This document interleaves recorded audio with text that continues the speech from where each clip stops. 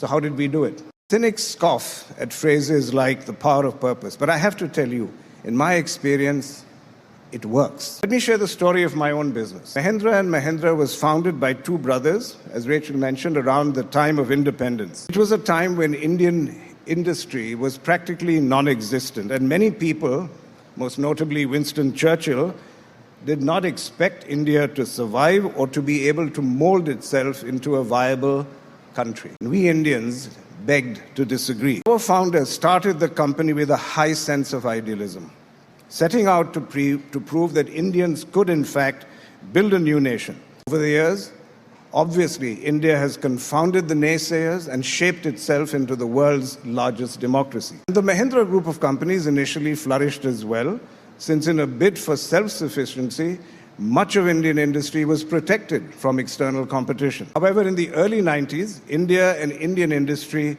were both in crisis. Faced with the prospect of running out of foreign exchange reserves, India took the radical step of liberalizing its closed economy, and after decades of being protected, suddenly the world's most powerful companies were at our doorstep, anxious to get a temptingly large piece of the Indian pie. For old economy companies like ours, which had prospered under a protectionist regime and had forgotten really how to compete, the opening up of the Indian economy was like the Grim Reaper knocking at the door.